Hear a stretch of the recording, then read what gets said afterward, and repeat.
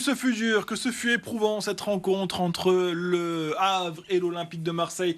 Mais c'est finalement les Olympiens qui s'en sortent et qui remportent cette victoire sur la plus petite des marges. Bienvenue si vous nous retrouvez sur BFM Marseille et BFM d'ici. On va enfin débriefer une victoire de l'Olympique de Marseille. C'est vrai, c'était plus arrivé depuis bizarre, 4 matchs quand même. Ouais. C'est bien, on a le sourire. Ouais. On a le sourire, messieurs, parce qu'on va voir ce classement s'afficher. L'OM va donc finir cette 33e journée à la 6e place.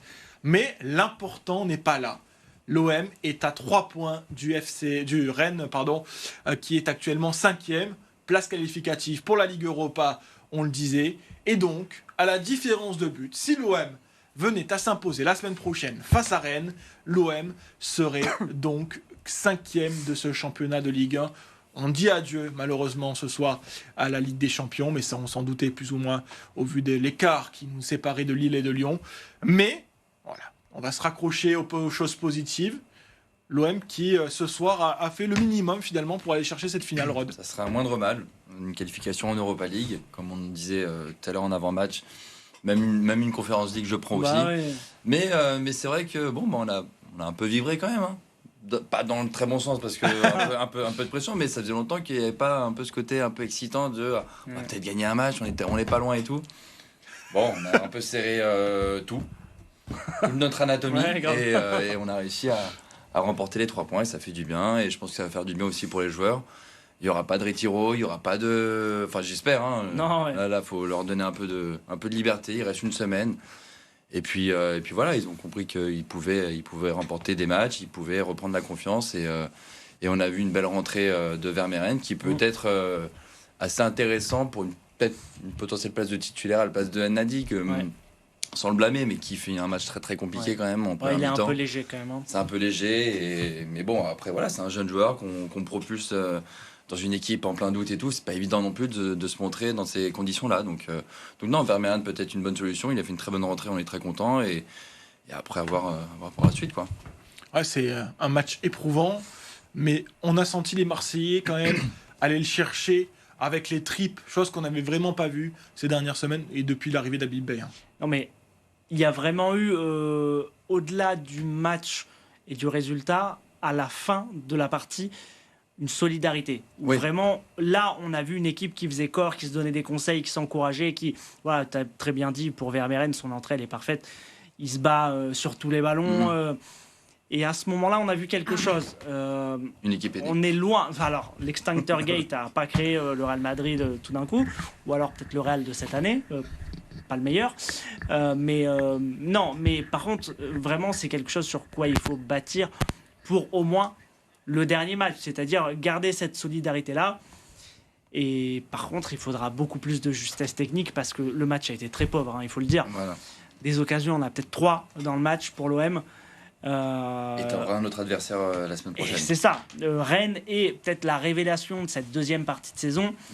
Rennes a été métamorphosé. Là, ils gagnent un match qui était hyper mal embarqué pour eux, où ils étaient menés à domicile contre le PFC et au final, ils s'imposent.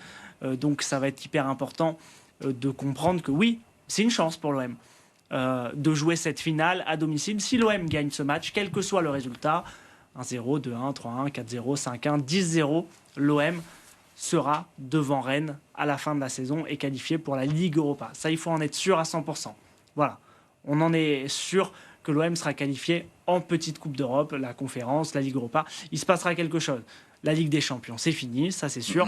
Mais l'OM a son destin en main et c'est ça qu'il faut vraiment retenir. C'est ça le plus C'était important. C'était la mission de cette soirée, finalement. Peu importe tout n'est pas perdu. Le résultat ce soir, il fallait que l'on garde notre destin entre nos mains. Et je pense à Robin Piette, notre chef d'édition habituel, qui nous disait tout le temps, voilà, il faut, quoi qu'il arrive, garder Rennes à 3 longueurs et de se dire qu'il y a une finale à jouer au Vélodrome.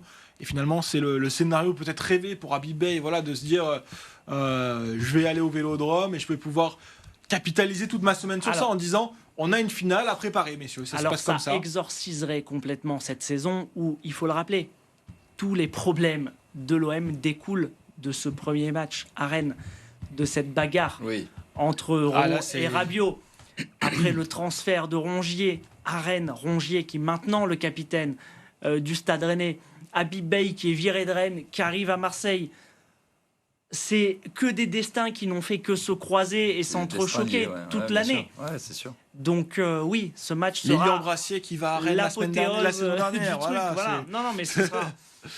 Oui, même Guéry qu'on a fait venir de Rennes. Enfin, il y a tellement d'histoires entremêlées entre ces deux clubs sur les dernières saisons, mais sur celle-là, celle qu'on est en train de vivre, que ça a un sens de faire ce dernier match contre eux et de se dire que malgré ça, c'est pas la saison qu'on avait espéré, mais tout est encore possible.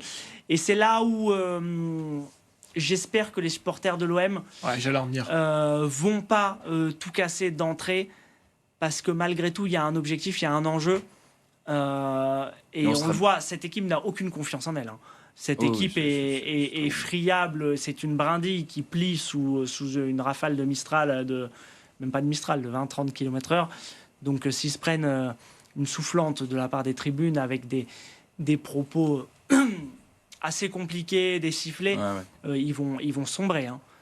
J'espère que les supporters de l'OM en sont conscients. C'est plus un appel à la solidarité, au moins jusqu'à la fin du match. Et par contre, s'ils ne sont pas dignes de confiance à la fin du match, lâchez-vous dans les limites du respect et de la bienséance, évidemment, et pas de débordement grave, évidemment, mais faites-vous entendre. Vous serez en droit de vous faire entendre, mais je pense que Après, il faudrait quand même appeler au calme avant le match. Seuls les joueurs ont la clé des virages. C'est eux qui vont emmener les supporters.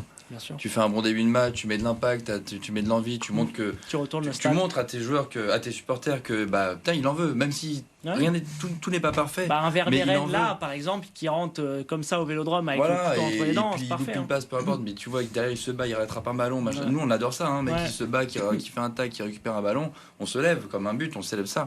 C'est les joueurs qui vont emmener les supporters. Mais vous pensez que vraiment les supporters, avec tout ce qu'ils ont prévu lors des réunions, etc. Demandons-leur s'il y a des supporters qui veulent nous appeler. Je parle peut-être pas des supporters qui nous regardent devant leur télé, mais plutôt les supporters, les chefs de groupe de supporters. Johan, tu avais les informations cette semaine qui disaient qu'ils se sont réunis pour effectuer des réunions, pour effectuer des mises en place, quelque chose, d'une action forte dans les tribunes. Vous pensez que là, de voir l'enjeu de ce match-là, qui était très probable quand même à la fin de cette journée, ils vont revenir sur ces décisions de dire on va quand même faire une bronca ou pire dans les tribunes de l'Orange Vélodrome? Non, je sais pas si c'est prévu qu'ils fassent une bronca. C'était ce qu'ils avaient vraiment envisagé et le chemin qui était en train d'être pris. Ok.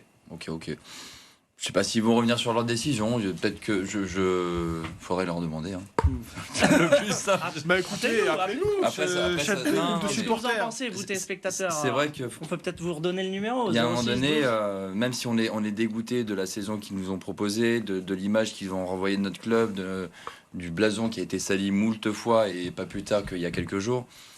Il y a un moment donné, il faut aussi penser à l'avenir, être un peu plus intelligent que ça et se dire putain, on a quand même tout à gagner, nous, supporters de l'OM, à essayer de les encourager, même s'ils ne le méritent pas, certes, mais il y a un moment donné, il faut passer au-dessus aussi, il faut être plus intelligent et à les encourager pour essayer d'aider à choper cette place en Europa League, qui serait quand même un peu plus sexy qu'une place en Conference League, avec des adversaires un peu plus intéressants à voir. Ça serait une compétition à notre niveau. C'est à notre niveau. Voilà. À un moment donné, il faut avoir la tête sur les épaules et il faut accepter le fait que tu n'as pas un club de niveau Ligue des Champions, tu es plus niveau Europa League.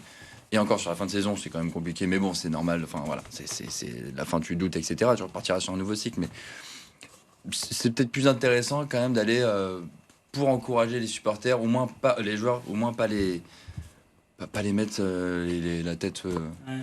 Complètement. Oui, appelez-nous au 06 12 10 18 44 pour